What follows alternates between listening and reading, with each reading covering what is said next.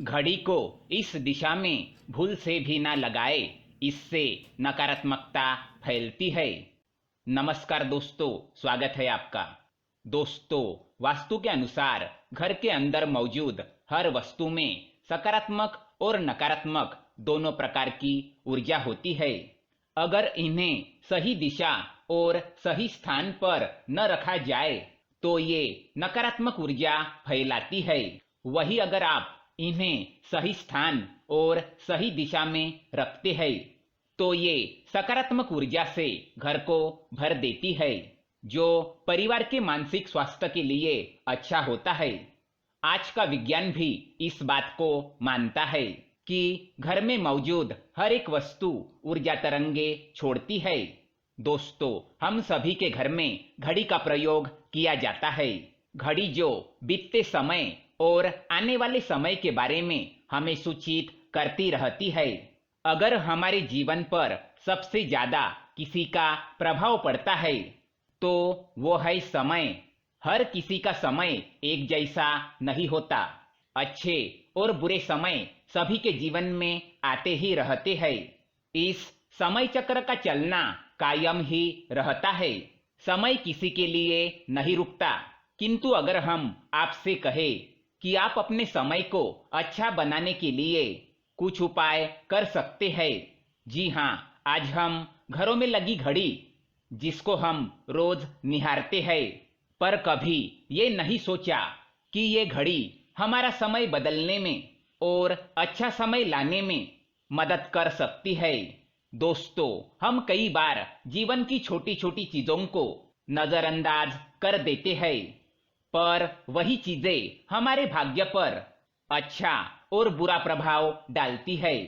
आज हम आपको बताने जा रहे हैं कि कैसे घड़ी की सही दिशा आपके जीवन को भी सही रास्ता दिखाने में मदद कर सकती है।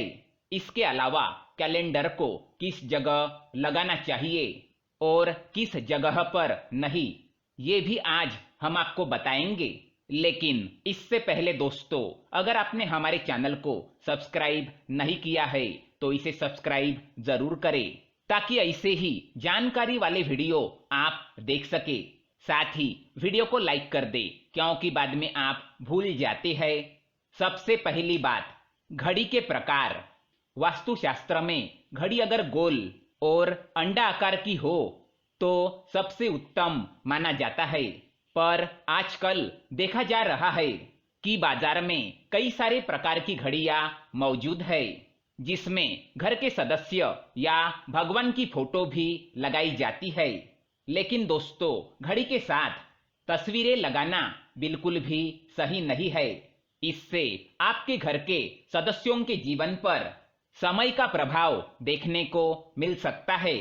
और भगवान की तस्वीर घड़ी में बिल्कुल भी ना लगाए, क्योंकि भगवान की तस्वीर को रोज दीप, अगरबत्ती और पूजन की आवश्यकता होती है। और घड़ी तो कई महीनों तक धूल में पड़ी रहती है। इससे भगवान का अपमान होता है और शुभ माना नहीं जाता। हो सके तो घड़ी का आकार गोल और अंडाकार ही पसंद करें। घड़ी का गोल अथवा अंडाकार हमारे पृथ्वी के आकार को दर्शाता है। चौकोन घड़ी में नुकीले कोण होते हैं और वास्तु के अनुसार नुकीली चीजें नकारात्मक ऊर्जा का संचार करती है। दूसरी बात, घड़ी को स्वच्छ और नया रखें। दोस्तों, जैसे हम सभी जानते हैं कि हमारे जीवन में सब अच्छा और बेहतर होता रहे, तो उसके लिए हम खुद को संवारे रखते हैं, नए कपड़े और नए आभूषण पहनते हैं। उसी प्रकार अपने घर की घड़ी को स्वच्छ ही रखना चाहिए। समय समय पर घड़ी पर चढ़ी धूल और जालों को साफ करते रहिए। इससे आपका भाग्य भी धुंधला नहीं पड़ेगा। और कई घरों में आदत होती है कि पुरानी घड़ी को बनवाकर चलाते रहते हैं। एक जगह नई घड़ी आई तो पुरानी कहीं और लगा देते हैं। कृपया ऐसा ना करें। घर में पुरानी, टूटी हुई, धूल चढ़ी हुई और बंद घड़ी तो बिल्कुल भी ना रखें। इससे घर में नकारात्मकता और दरिद्रता का वास होने लगता है। बंद पड़ी घड़ी को घर में रखने से व्यक्ति के जीवन में नए अवसर नहीं आते और वह अपने कार्य में सफलता प्राप्त नहीं कर पाता। तीसरी बात, घड़ी की सही दिशा। घड़ी को कभी भी दक्षिण दिशा में होना नहीं चाहिए। दक्षिण दिशा यमलोक की दिशा मानी जाती है। काल का अंतिम चक्र यहीं से शुरू होता है। इसीलिए वास्तुशास्त्र में घड़ी के लिए इस दिशा को अशुभ माना गया है। घर में घड़ी को उत्तर पूर्व पश्चिम दिशा में लगा सकते हैं, किंतु ये ध्यान रहे कि घड़ी को कभी भी मुख्य द्वार, कमरों के दरवाजे या आने जाने के लिए उपयोग में किए जाने वाले दरवाजे के ऊपर कभी न लगाए। इससे समय का प्रभाव आपके आने जाने की गति और दिनचर्या पर पड़ सकता है। घड़ी को हमेशा दीवार पर लगाए जिससे आप समय को अपने सामने देख सके।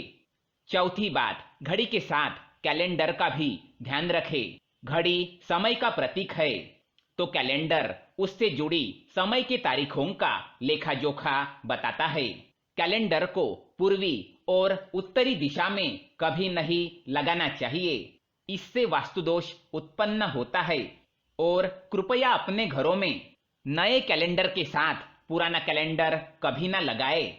कैलेंडर और घड़ी दोनों ही आने वाले समय का सूचक है, जो हमें आगे बढ़ने की प्रेरणा देते हैं। उन्हें समय के अनुसार ही लगाना चाहिए। घड़ी को कभी पीछे समय के साथ ना रखें।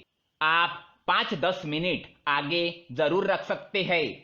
इससे आपको कभी भी उस समय का काल चक्र और दुष्ट परिणाम प्राप्त नहीं होगा।